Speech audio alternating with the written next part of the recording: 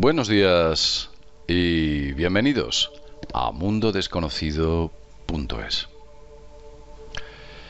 Corría el 22 de noviembre del año 1963. Por entonces, el carismático presidente John F. Kennedy circulaba en su vehículo oficial, un Ford Lincoln, por las calles de Dallas. En el vehículo iba el conductor, el gobernador Connally, su mujer, Jacqueline Kennedy, y el propio presidente. Los guardaespaldas habían sido retirados en aquel vehículo. Nadie circulaba cerca de él, salvo una serie de motocicletas y coches de seguridad que a una cierta distancia se encontraban. De repente, y cuando el vehículo de John F. Kennedy accede a una plaza, cuyo nombre es Dealey Plaza, se oyen una serie de disparos y se puede apreciar cómo el presidente parece que recibe impactos de bala. A las pocas horas se certifica la muerte de John F. Kennedy. Al parecer, en una biblioteca cercana, situada en un edificio a una cierta altura, un francotirador había disparado contra el presidente. Su nombre, Lee Harvey Oswald. Lee Harvey Oswald es posteriormente detenido y se encuentra en el lugar de la escena un rifle con mira telescópica. Pero las cosas no son tan fáciles. Parece ser que cuando el presidente recibe los impactos de bala, parte de su cabeza, de su cráneo, es separada. Algunos de los huesos o algún importante hueso se desprende.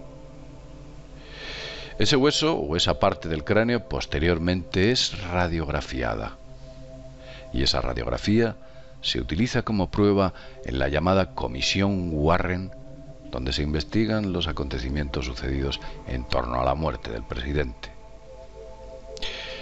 Pero la desgracia para la Comisión Warren aparece cuando un tipo, cuyo nombre es Harper, descubre un trozo de cráneo que se encontraba en el lugar de la escena. Los impactos habían sido tan duros que habían separado partes craneales del presidente y una de ellas se encontraba cerca. El señor Harper entregó a la policía ese trozo. Lo cierto es que un investigador, el señor Robert Morningstar, ha dicho recientemente que ese trozo que encontró el señor Harper no coincide en absoluto con la radiografía que se hizo al presidente.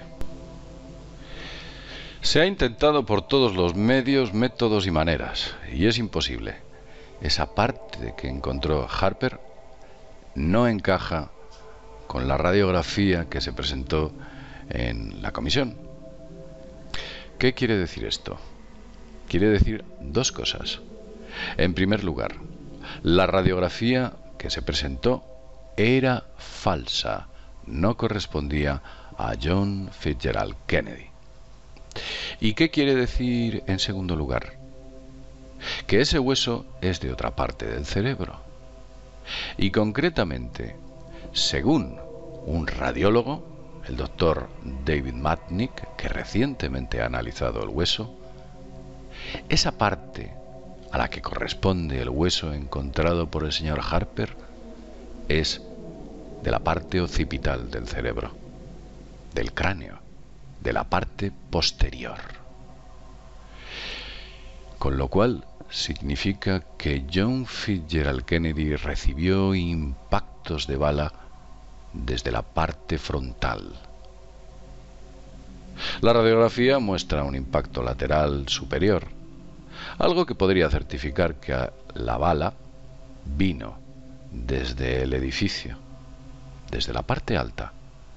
Pero desde luego estas pruebas con respecto al hueso del señor Harper demuestran que la bala vino frontalmente, algo que ratificaría la existencia de más francotiradores en la escena. Eso si es que el propio Lee Harvey Oswald llegó a disparar. Como vemos, y después de mucho tiempo, porque la propia Comisión Warren llegó a decir que no, eso no es del hueso occipital, que es de otro sitio. Como vemos, la historia parece ser que con el tiempo y astutos investigadores como el señor Robert Morningstar va cobrando luz, y poco a poco vemos que hay cada vez más pruebas sobre este asesinato planificado, y que gracias a él posteriormente Estados Unidos entró en la famosa guerra del Vietnam y la industria armamentística eclosionó dentro de Estados Unidos. Hay más pruebas, como por ejemplo la llamada bala mágica. Me habréis oído hablar alguna vez de la bala mágica. La bala mágica aparentemente es un impacto de bala que recibe Kennedy por la parte posterior, por la espalda, le atraviesa el pecho y sale por la parte delantera de su pecho izquierda. La bala hace un giro dramático de 90 grados para posteriormente volver a girar y entrar por la parte derecha de la espalda del gobernador Connery. Cuando entra en el pecho, esa bala gira nuevamente y le golpea en la muñeca del propio gobernador, para posteriormente hacer otro giro de 90 grados y golpearle en la rodilla. Y finalmente acabar la bala intacta en la puerta del vehículo Ford Lincoln que llevaba al presidente. Evidentemente, después de haber impactado con tantos huesos, el hecho de que una bala se encuentre intacta es imposible. Pero imposible también es que esa bala hiciese esos 5 giros a 90 grados en tan corto espacio tan corto espacio. A la Comisión Warren llevaron una serie de científicos, de físicos, que aseguraban que existía una posibilidad entre 1 millón, 2 millones, 1 billón, de que una bala golpeando las fuerzas que se producen, el rozamiento, provocasen que girase para que posteriormente volviese a girar debido a la fricción, etcétera, etcétera, etcétera, y finalmente acabase donde acabó, intacta. Algo que por supuesto es imposible y que la Comisión Warren certificó como posible debido a esas pruebas que presentaron esos científicos. Científicos que por supuesto parece ser que era, o cuya única función era la de avalar la teoría del único tirador. Poco a poco nos damos cuenta que la historia no es como la escribieron. La historia oficial no es lo que realmente sucedió. Es una interpretación para que, digamos que la gente en general se sienta cómoda y piense que las cosas están en su sitio y ordenadas. Para que la gente no piense que quizás detrás de grandes acontecimientos que existen en la historia se encuentran otro tipo de intereses ocultos. Y eso la historia contemporánea, la que conocemos del siglo XX o del siglo XXI. Imaginaos la manipulación, ofuscación, modificación que ha podido haber en registros históricos de los cuales solo tenemos certificación escrita. Recordemos que los vencedores, los que gobiernan, dominan y controlan este planeta, son los que escriben, los que redactan las leyes y, por supuesto, los que utilizan los grandes medios de comunicación para bombardear constantemente a la gente con esa propaganda con la que no solo nos convencen, a mí no, por supuesto, sino que asientan las bases de unas teorías que en muchas ocasiones son más de ciencia ficción que lo que deberían hacer, ceñirse a la realidad.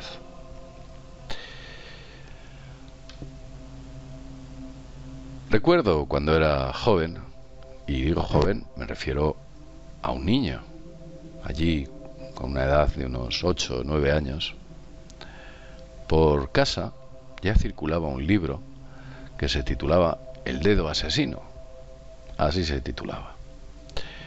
Y aquel libro, en el cual había una serie de ilustraciones y aparecían una serie de importantes sucesos históricos, de los cuales había una cierta duda sobre su autenticidad o la autenticidad de la versión oficial. Desde siempre, históricamente, se ha dudado de que muchos acontecimientos se ciñan a lo que nos han contado.